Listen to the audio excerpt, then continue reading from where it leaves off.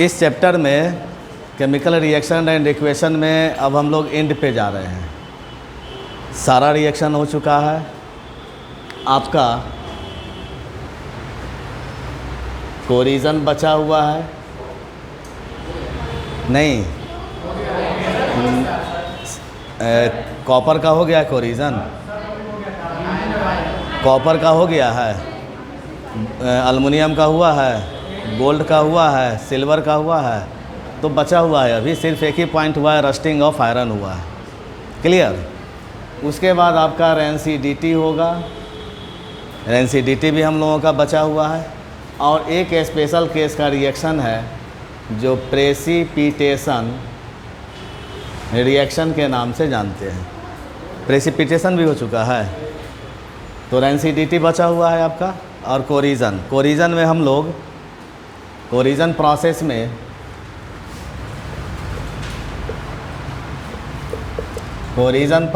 हम लोग स्टडी किए हैं। पहला कोरिजन प्रोसेस मैग्नीशियम में देखे हैं। मैग्नीशियम में किस कंपाउंड का डेवलपमेंट होता है लेयर पे, सरफेस पे? Magnesium oxide, and some of the magnesium oxide is converted into magnesium carbonate with the reaction of carbon dioxide gas, atmospheric carbon dioxide gas, and some of the magnesium oxide reacts with moisture to form magnesium hydroxide। यानी 3 compound का layer जम गया ना जी, magnesium oxide, magnesium carbonate and magnesium hydroxide. और ये सारे के सारे जो लेयर होते हैं वो स्टोनी ग्रुप कंपाउंड का लेयर हो जाता है। तो मैग्नीशियम में कोरिजन हम लोगों ने देखा था। सेकंड कोरिजन हम लोग देखे आयरन में।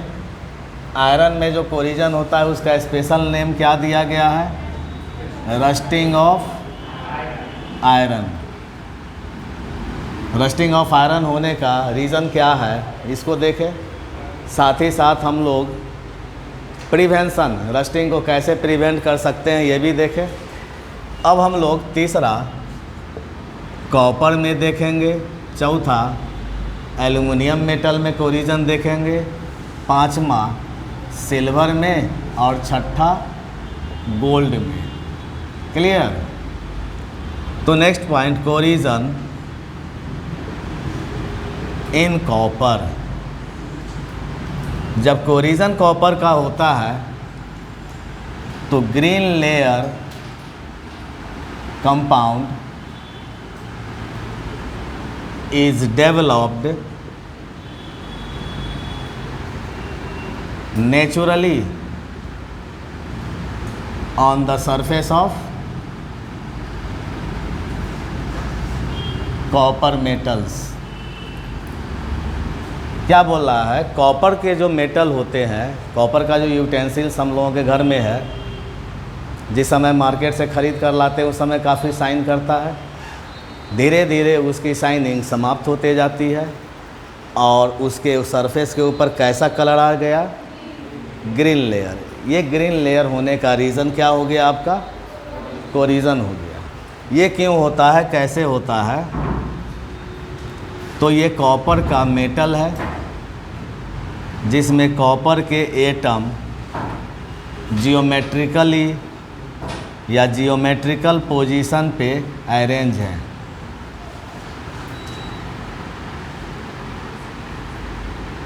Clear. Copper element is consist by copper atom. प्रत्येक कॉपर एटम एक दूसरे के साथ फोर्स ऑफ अट्रैक्शन से जुड़े हुए हैं।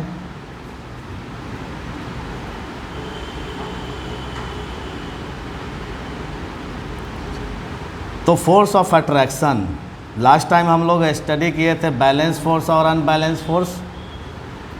तो हम देख रहे हैं सरफेस के अंदर का जो भी एटम है कॉपर का, वो किस फोर्स को फील कर रहा है? बैलेंस फोर्स को फील कर रहा है। लेकिन सरफेस के एटम अनबैलेंस फोर्स को फील कर रहे हैं। सरफेस का ये एटम हो गया, समझ में आ रही है ना? और ये बीच का जो एटम है आप देख रहे हैं इस बीच के एटम को चारों तरफ से फोर्स ऑफ अट्रैक्शन से जुड़ा हुआ है ये, लेकिन सरफेस का एटम, प्रत्येक एटम कहीं ना कहीं अनबैलेंस फोर्स को फील कर रहा है। तो ये अपने आप को बैलेंस करने के लिए, जैसे मैग्नीशियम में प्रोसेस होते हैं, सेम प्रोसेस कॉपर में भी होते हैं। ऑक्सीजन, कार्बन डाइऑक्साइड और मॉइस्चर, ये कहाँ पे है? एटमॉस्फेयर में है।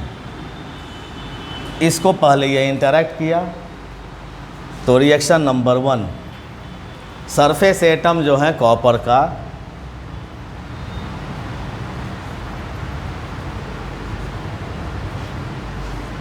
ये किसके साथ रिएक्शन किया? एटमॉस्फेरिक ऑक्सीजन के साथ।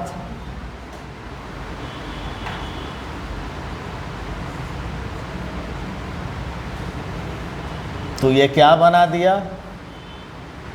Magnesium oxide.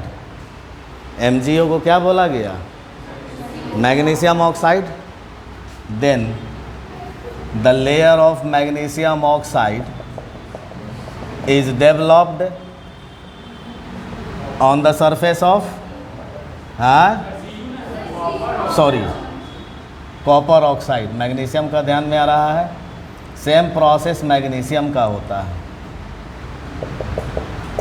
मैग्नीशियम में जो सेम प्रोसेस है, पहले मैग्नीशियम ऑक्साइड बना, उसके बाद magnesium carbonate and magnesium hydroxide बना। सेम प्रोसेस, पहले क्या बने?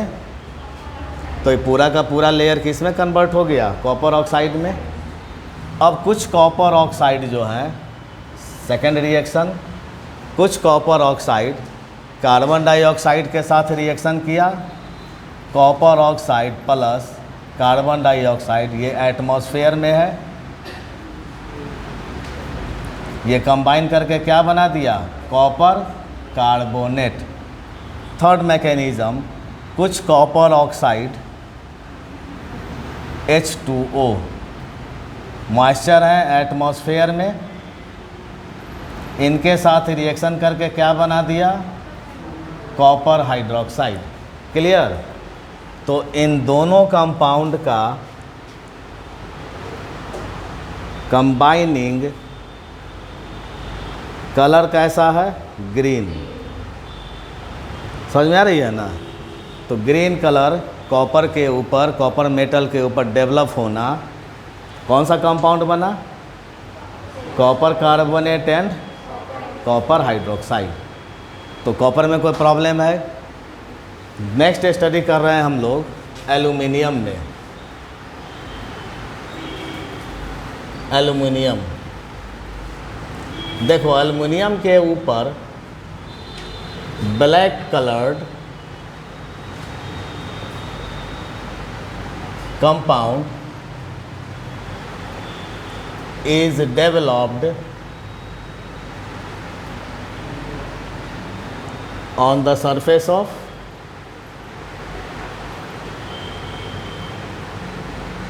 Aluminium metal.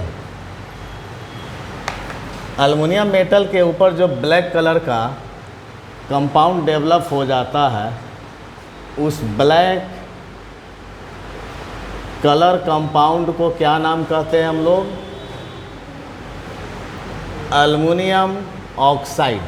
Clear? And aluminium oxide कैसा सब्सटेंस होता है? तो नॉन रस्टिंग सब्सटेंस होते हैं। साथ ही साथ this is a protective layer के नाम से जाना जाता है। समझ में आ रही है कि नहीं? Protective layer. आप prevention of rusting of iron में क्या स्टडी किए थे? Anodising process. एनोडाइजिंग प्रोसेस में देखिए क्या लिखा हुआ है? A layer of aluminium oxide is developed on the surface of iron metal. और एल्युमिनियम ऑक्साइड जब तक रहेंगे आयरन मेटल के ऊपर तब तक रस्ट नहीं लगेंगे। और वहाँ पे आपको लिखाया गया है कि एल्युमिनियम ऑक्साइड नॉन रस्टिंग के साथ साथ प्रोटेक्टिव लेयर होते हैं। एक बार एल्युमिनियम ऑक्साइड का लेयर डेवलप हो गया एल्युमिनियम मेटल के ऊपर, तो फिर दोबारा उसके ऊपर डेवलप नहीं होगा जब तक कि ये लेयर उसके ऊपर रहेंगे। क्लियर? इसी तरह का अरेंजमेंट यहाँ पे एल्युमिनियम को कर दीजिए। तो सरफेस का जो एल्युमिनियम एटम है वो अनबैलेंस फोर्स को फिल कर रहा है, तो क्या किया, वेरी सेंसिटिव टुवार्ड्स ऑक्सीजन। तो एल्युमिनियम सरफेस एटम ये एटमॉस्फेरिक ऑक्सीजन के साथ रिएक्शन करके क्या बना दिया, एल्युमिनियम ऑक्साइड बना दिया। समझ में आ रही है ना? तो ये एक प्रोटेक्टिव लेयर हो गया, साथ ही साथ नॉन रस्टिंग लेयर है ये। और इस लेयर को हटाने के लिए हम लोग इसको सैंड पेपर से रब कर सकते हैं या एसिड का प्रयोग करके हम उसको हटा सकते हैं उस लेयर को। कैसे? Al2O3 प्लस HCl डाइल्यूट क्या बना, AlCl3 प्लस H2O बना। कोई दिक्कत समझने में? 2 कर दीजिए, 6 कर दीजिए, 3 कर दीजिए, बैलेंस हो गया इसका इक्वेशन। तो जो लेयर में एल्युमिनियम ऑक्साइड थे वो डाइल्यूट एसिड के साथ रिएक्शन करके क्या बना दिया, एल्युमिनियम क्लोराइड, और साथ ही साथ क्या रिलीज किया, तो वो लेयर हट गया वहाँ से। तो उस एल्युमिनियम के बर्तन को साफ़ करने के लिए हम HCl एसिड का नहीं प्रयोग करके लेमन जूस का भी प्रयोग कर सकते हैं उसके ऊपर। कोई दिक्कत है? अब next point, corrosion in silver and gold. देखो, corrosion in silver and gold. Silver और गोल्ड के ऊपर black coloured compound is developed on the surface of silver and gold। देखो, सिल्वर और गोल्ड जो होता है लेस रिएक्टिव नेचर के होते हैं, वो रिएक्टिव नेचर के नहीं होते हैं। लेकिन सिल्वर एंड गोल्ड जो होते हैं वेरी सेंसिटिव होते हैं towards H2S gas. H2S gas को क्या बोला गया, हाइड्रोजन सल्फाइड। क्या बोलते हैं, हाइड्रोजन सल्फाइड। और ये एटमॉस्फेयर में बहुत कम मात्रा में है, लेस अमाउंट में है, बहुत ज़्यादा मात्रा में नहीं है। नाइट्रोजन बहुत ज़्यादा मात्रा में ऑक्सीजन है, उसके अपेक्षा में ये बहुत कम मात्रा में है। जब आप एल्युमिनियम का गोल्ड और सिल्वर का ऑर्नामेंट ख़रीद कर लाते हैं तो मार्केट से ख़रीद कर लाते हैं, काफ़ी शाइन करता है, यूज करते करते उसकी शाइनिंग समाप्त होते जाती है, लास्ट में वो किस कलर का हो जाता है, ब्लैक कलर का। अब वो ब्लैक कलर हो गया तो उसके ब्लैक कलर को हटाने के लिए आप ज्वेलरी वाले के यहाँ जाते हैं और कहते हैं कि इसको साफ़ कर दीजिए, क्लीन कर दीजिए। कभी आप ज्वेलरी वाले को बोलिए कि तौल करके लेने के लिए, वो आपका ज्वेलरी तौल करके नहीं लेगा। जो ज्वेलरी है वो लेगा और वॉश करके आपको दे देगा, तौलेगा नहीं आपको। आखिर में क्यों नहीं तौलेगा? तो वो लोग क्या करता है कि एक्वारीगा डबल एसिड का कॉम्बिनेशन है, वो मिक्सचर है, HCl एंड HNO3 का वो मिक्सचर है। तो लेस रिएक्टिव होने के कारण से, सिल्वर और गोल्ड लेस रिएक्टिव होने के कारण से एसिड के साथ वो रिएक्शन नहीं करते हैं, लेकिन वो डिज़ोल्व हो जाते हैं डबल स्ट्रेंथ वाले एसिड। HCl भी स्ट्रॉन्ग एसिड होता है एंड HNO3 भी क्या होता है, स्ट्रॉन्ग एसिड। दोनों एसिड को मिक्स कर दिया तो डबल स्ट्रेंथ एसिड मिला हमें। अब इस डबल स्ट्रेंथ एसिड में ये ज्वेलरी है इसको एक्वारीगा में डाला और एक आध 2 मिनट के लिए छोड़ दिया, फिर उसको निकाल लिया। जो ही निकाला त्यों ही ऊपर का जो सरफेस का जो एटम है वो एटम लेयर डिसॉल्व कर गया एक्वारीगा में, तो आपका जो ज्वेलरी है उसका मास कमेगा या नहीं कमेगा? कमेगा। तो ज्वेलरी वाले आपको तौल करके नहीं लेंगे, ज़बरदस्ती कहिएगा तो वो वापस कर देगा आपको। अब वो ज्वेलरी वाले क्या करते हैं, उसमें जो गोल्ड डिसॉल्व कर गया अब उस गोल्ड को एक्सट्रैक्ट करके निकाल लेते हैं। तो एक तो आपको सफाई करने का पैसा आपसे लिया, साथ ही साथ वो गोल्ड जो उसमें घुला हुआ है उसका अमाउंट मिला। तो ये तो बहुत बड़ा बेईमानी है। तो उसको साफ़ करने के लिए बहुत सारा तरीका है, जिस तरीके के माध्यम से हम उसको साफ़ करते हैं। पहले देखिए होता क्या है, ये सिल्वर है, सरफेस एटम है, और ये surface atom H2S hydrogen sulphide gas कहाँ पे है? एटमॉस्फेयर में है। क्लियर?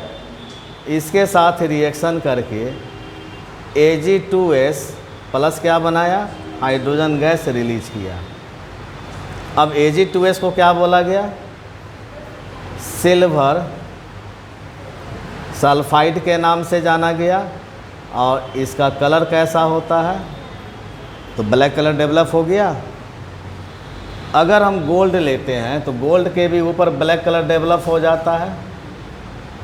तो gold surface atom atmospheric H2S के साथ रिएक्शन करके Au2S प्लस क्या रिलीज किया? Hydrogen gas. अब इसे क्या बोला गया? गोल्ड सल्फेट या औरम सल्फेट के नाम से जाना गया। और इनका कलर कैसा होता है? ब्लैक कलर का होता है। कोई दिक्कत है? तो फिर से समझ लीजिए कोरिजन कैसा प्रोसेस है। तो कोरिजन एक ऐसा प्रोसेस है जो मेटल के सरफेस के ऊपर नेचुरली होता है, नेचुरली। और कोरिजन अनडिजायरेबल प्रोसेस के नाम से जाना जाता है, चूँकि कोरिजन को हटाने के लिए जो कंपाउंड डेवलप हो जाते हैं उस कंपाउंड को हटाने के लिए आपको एक्स्ट्रा पैसे की भी खर्च होती है। रस्टिंग ऑफ आयरन प्रिवेंट करने के लिए इंडियन गवर्नमेंट का करोड़ों अरबों रुपया खर्चा होता है। तो मैग्नीशियम रिबन में आपको ऑप्शन में दिया हुआ रहेगा मैग्नीशियम ऑक्साइड, पहला ऑप्शन। दूसरा ऑप्शन मैग्नीशियम कार्बोनेट रहेगा। तीसरा ऑप्शन मैग्नीशियम हाइड्रोक्साइड रहेगा। चौथा ऑप्शन नॉन ऑफ दीज रहेगा। तो आप किसको टिक मारेंगे? आप क्योंकि फर्स्ट लेयर कौन सा बन रहा है? मैग्नीशियम ऑक्साइड का। क्लियर? अगर पूछेगा आपसे कि रस्टिंग ऑफ आयरन में कौन सा कंपाउंड डेवलप कर रहा है? Hydrated iron oxide. और उस हाइड्रेटेड आयरन ऑक्साइड का केमिकल नेम क्या हो गया? IUPAC नेम बताया गया था, iron 3 oxide, hydrated iron 3 oxide. कोई प्रॉब्लम होगा? पूछेगा रस्टिंग ऑफ आयरन को प्रिवेंट कैसे करें, तो आपको 4 प्रोसेस बताई गई है। पहला लोकल ट्रीटमेंट में ऑयल, ग्रीस, पेंट, वार्निश का प्रयोग करते हैं। सेकंड प्रोसेस कौन सा है? Galvanisation process. Third process anodising process. Fourth process electroplating process. ये सब इम्पोर्टेंट क्वेश्चन है। आपसे पूछा जाता है कि कोरिजन के द्वारा आयरन ये कॉपर मेटल के ऊपर कौन सा कलर वाला कंपाउंड डेवलप होता है? Green colour. और उस कंपाउंड का नाम क्या है? तो copper carbonate and copper hydroxide का कंबाइनिंग कलर है। कोई दिक्कत होगा? नेक्स्ट क्वेश्चन है कि एल्युमिनियम मेटल का कलर ब्लैक क्यों हो जाता है? Due to development of aluminium oxide on the surface of aluminium metal. Next question पूछे जाते हैं कि सिल्वर और गोल्ड का कलर ब्लैक क्यों हो गया? Due to formation of silver sulphide और aurum sulphide on the surface of, हाँ सल्फाइड होगा।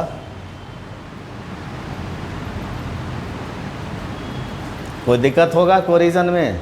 चलिए इसको राइट कर लीजिए जल्दी से।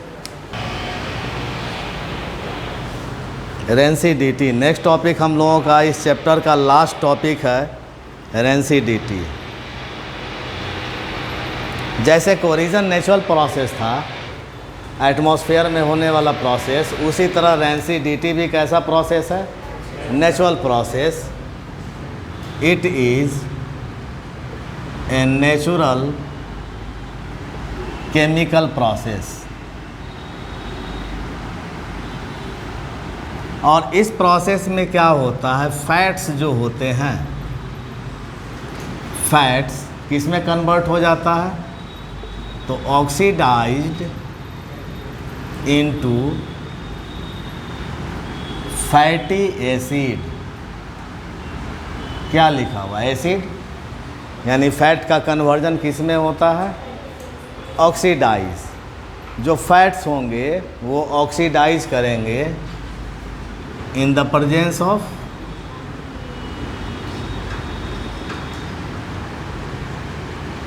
Atmospheric oxygen gas. समझ में आ रही है ना?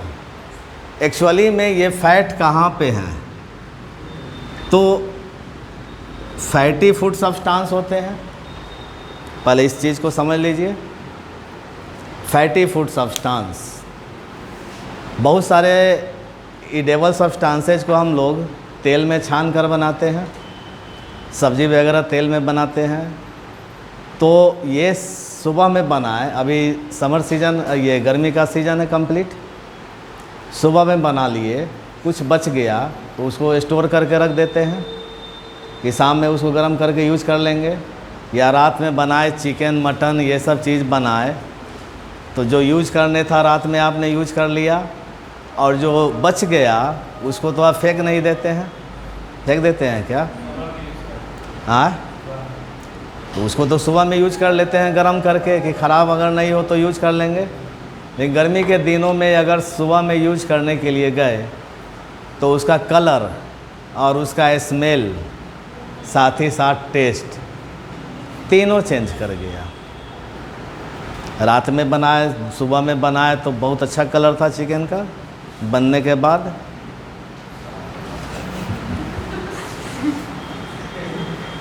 स्मेल भी अच्छा आ रहा था, एकदम खूबसूरत स्मेल। खाएं तो टेस्ट भी गजब का था, है कि नहीं किशन?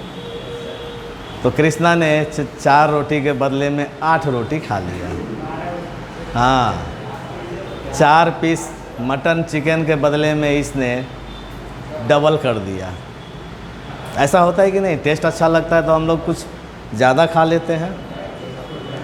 लेकिन अब देखो क्या होता है, बच जाने के बाद उसको हम लोग फेंक नहीं देते हैं, उसको स्टोर करके रख देते हैं। किचन में स्लैब में लेकर रख दिए या फ्रिज में रख दिए। फ्रिज में रखे तो कोई बात नहीं, सुरक्षित रहेगा।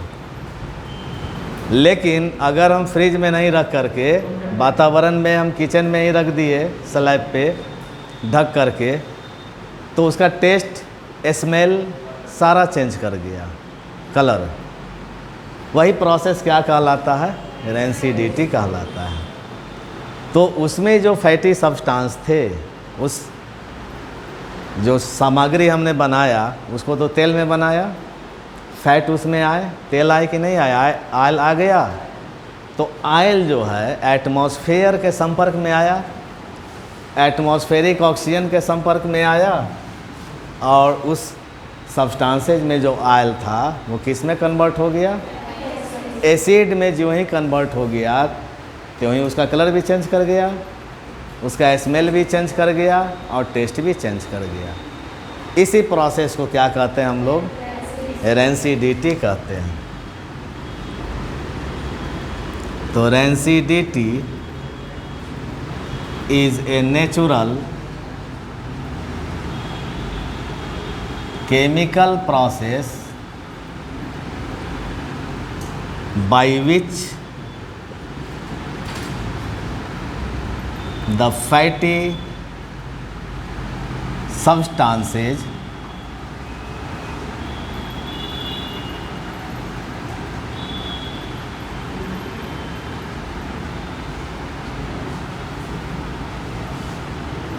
fats present in edible substances oxidized in the presence of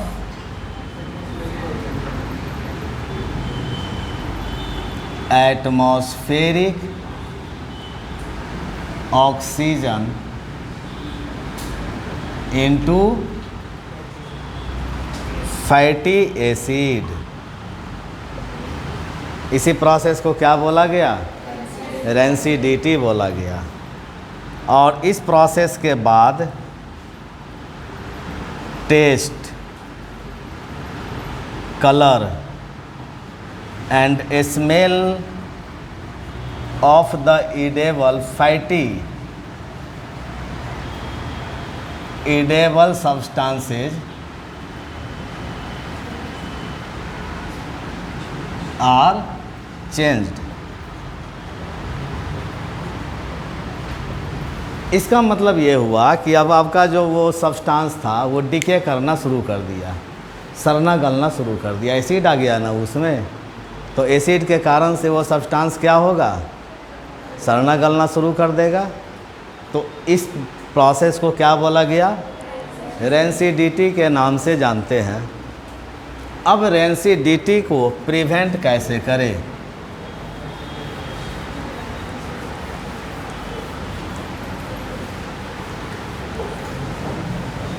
rancidity का बेस्ट एग्जाम्पल क्या है?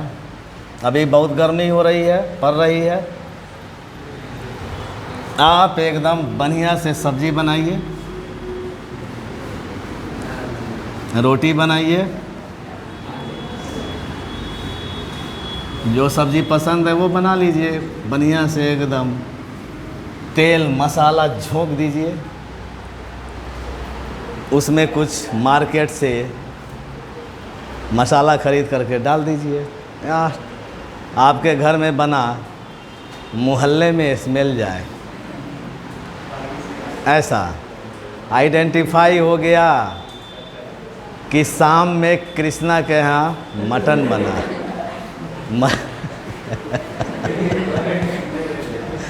मछली बना, इसका स्मेल बहुत जल्दी फैल जाता है। उसमें गैसियस सब्सटेंसेज होते हैं ना, तो हीट करते हैं तो गैसियस सब्सटेंसेज का काइनेटिक एनर्जी का वैल्यू क्या होता है? बढ़ जाता है, चारों तरफ फैल गया स्मेल। मार्केट में लेज, कुरकुरे ये सब जो आ रहे हैं सैचेट में, पैकेट में आ रहे हैं, रैपर में, जिस समय आप ख़रीद कर लाते हैं उस समय कंप्लीट फुला हुआ रहता है। हाँ, तो उसमें आप क्या कीजिए, 2-3 पैकेट ख़रीद कर ले आइए, एक पैकेट में पिनअप कर दीजिए, जितना एयर अंदर में था उसको बाहर निकाल दीजिए, 1-2 दिन के लिए छोड़ दीजिए उसको। 1-2 दिन के बाद फिर आप टेस्ट करने के लिए आप क्या कीजिए, जो पैकेट साबुत पड़ा हुआ था उसको फाड़ करके उसका टेस्ट लीजिए, और जिसको पिनअप आपने कर दिया उसका टेस्ट लीजिए। दोनों के टेस्ट में आपको अंतर आ जाएगा। कारण क्या था कि उस सैचेट में, पैकेट में कौन सा गैस डाला गया था? Nitrogen gas. Nitrogen gas prevent the oxidation of fats into fatty acid. तो वो लेज या कुरकुरे ये सब चीज़ था, पानी में तो नहीं छाना उसको ना, तेल में छाना ना, तो उसमें तेल है, तो जो ही आपने पिनअप किया नाइट्रोजन गैस निकल गया, इंटर किया एयर, एयर में ऑक्सीजन गैस भी है, और वो ऑक्सीजन गैस उस लेज कुरकुरे में जो फैट्स ऑयल था उसको किस में कन्वर्ट कर दिया? फैटी एसिड में। तो उसका टेस्ट थोड़ा सा चेंज कर गया, कलर चेंज कर गया, स्मेल चेंज कर गया। तो इसको प्रिवेंट हम कैसे करें? लोकल ट्रीटमेंट क्या करें? ध्यान देना, ऑक्सीजन का कंसंट्रेशन ड्राई प्लेस में ज़्यादा होता है, ड्राई प्लेस में। रेंसिडिटी प्रोसेस जाड़े के दिनों में नहीं होते हैं। हाँ, विंटर सीजन में नहीं होता है। रेनी सीजन में डेंसिडिटी का प्रोसेस स्लो हो जाता है, बट समर सीजन में डेंसिडिटी का प्रोसेस बढ़ क्यों जाता है? तो समर सीजन में एटमॉस्फेयर ड्राई होता है, और ड्राई जब एटमॉस्फेयर होता है तो ऑक्सीजन का कंसंट्रेशन ज़्यादा हो जाता है। बात समझ में आ रही है ना? तो डेंसिडिटी को रोकथाम करने के लिए हम क्या करें, जो बचे हुए फूड पदार्थ हैं उसको हम डार्क, पहली बात डार्क प्लेस में रखें। डार्क प्लेस और लाइट प्लेस में क्या अंतर होता है? डार्क प्लेस में ऑक्सीजन का कंसंट्रेशन कम होता है, क्लियर, और लाइट में ऑक्सीजन का कंसंट्रेशन ज़्यादा होता है। तो डार्क में रहेगा तो ऑक्सीजन कम मिलेगा, सो दैट डेंसिडिटी प्रोसेस क्या हो जाएंगे? स्लो हो जाएंगे डार्क में। दूसरी बात, जो नमी वाले जगह पे हैं हम लोग उसको रखें, ठंडा जगह पे रखें। नमी वाले जगह पे, नमी वाले जगह पे, ठंडे जगह पे ऑक्सीजन का कंसंट्रेशन कम होता है। तो कम कंसंट्रेशन होगा ऑक्सीजन का, तो वहाँ पे डेंसिडिटी प्रोसेस क्या हो जाएगा? स्लो हो जाएगा। 2 पॉइंट। तीसरा पॉइंट, हम अपने फूड पदार्थ को, ऑयली फूड पदार्थ को फ्रिज में रख दें। फ्रिज में कंप्लीट माइनस टेम्परेचर आ जाता है, और जब माइनस टेम्परेचर आ जाएगा तो ऑक्सीजन का कंसंट्रेशन काफ़ी लो हो जाएंगे। इस कारण से फ्रिज में रखे हुए पदार्थ जो हैं वो रैंसिड नहीं हो पाते हैं। समझ में आ रही है कि नहीं आ रही है? आप ये सब चीज़ को बना करके फ्रिज में रख दीजिए, रात में बनाइए और कल शाम को आप उसमें से निकाल करके आप यूज कीजिए गर्म करके, आपका वो टेस्ट ख़राब नहीं जाएगा, क्योंकि रेंसिडिटी उसमें हुआ ही नहीं है। क्यों नहीं हुआ? तो एक तो सबसे बड़ी चीज़ क्या है कि वो डार्क प्लेस हो गया अंदर में। जो ही आपने डोर को बंद किया तो ही उसमें जो बल्ब लगे हुए हैं वो ऑफ हो जाते हैं। अंदर का टेम्परेचर मेंटेन हो गया, लो टेम्परेचर। तो डार्क प्लेस पे ऑक्सीजन का कंसंट्रेशन नहीं है, लो टेम्परेचर पे ऑक्सीजन का कंसंट्रेशन नहीं है, तो वहाँ पे रेंसिडिटी होंगे क्या? नहीं होंगे। फूड पदार्थ को एयर टाइट सील कंटेनर में डालकर रखें, जिस कंटेनर से एयर को निकाल लिया गया और एयर को निकाल करके उसमें डाल दिया गया सामान को, फिर उसको पैक कर दिया गया। तो उसमें एयर तो नहीं रहे, एयर नहीं है तो उसमें ऑक्सीडेशन तो होंगे नहीं। अब देखिए, आर्मी को जो सप्लाई होता है एयर टाइट कंटेनर में खाद्य पदार्थ, वो क्यों एयर टाइट कंटेनर में सप्लाई होता है? उसको चिकन भी जाता है, मटन भी जाता है, बहुत सारे सामान जाते हैं आर्मी मैन को। सियाचिन ग्लेशियर पे चिकन को काटेगा तो नहीं, तो नीचे से जाता है ऊपर डब्बे में बंद पैकेट फूड। तो वो फूड जो पैक किया गया उस डब्बे से क्या किया? ऑक्सीजन गैस को निकाल लिया, और ऑक्सीजन गैस को निकाल करके चिकन मटन को डाल करके कुछ प्रिजर्वेटिव डाल देता है, फिर पैक हो गया। अब वो सुरक्षित हो गया कंप्लीट। अब सब दिन के लिए सुरक्षित तो नहीं होगा, लेकिन टाइम बिंग पीरियड के लिए तो वो सुरक्षित हो गया ना। अब उसको ऊपर ले गया, आर्मी मैन जो है उसका यूज कर रहे हैं, प्रॉब्लम नहीं है। यानी कि जो फूड पदार्थ हैं, ईडेबल फूड पदार्थ, फैटी ऑयली फूड पदार्थ, उसको हम एयर टाइट सील कंटेनर में डालकर रखें तो हम रेंसिडिटी को प्रिवेंट कर सकते हैं। और रेंसिडिटी को प्रिवेंट करने के लिए एंटीऑक्सीडेंट सब्सटेंसेज का भी प्रयोग करते हैं। नाइट्रोजन इज एंटीऑक्सीडेंट सब्सटेंसेज, समझ में आ रही है ना? Nitrogen prevent the oxidation of fatty acid, fat into fatty acid. साथ ही साथ कुछ हम सिंथेटिक एंटीऑक्सीडेंट का भी यूज करते हैं, उसको देखेंगे। पहले आप इसको राइट कीजिए।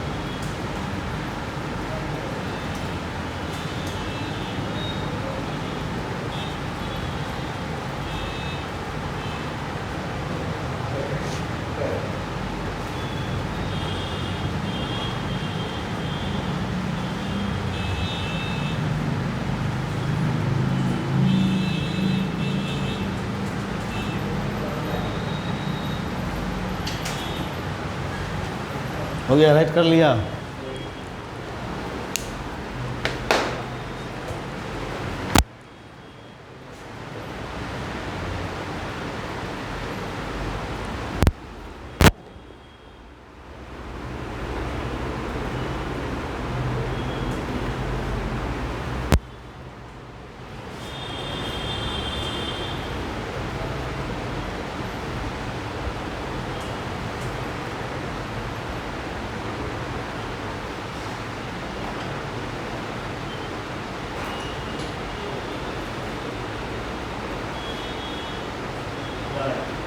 जिसमें फैट हुआ था तो वही सब खा होगा।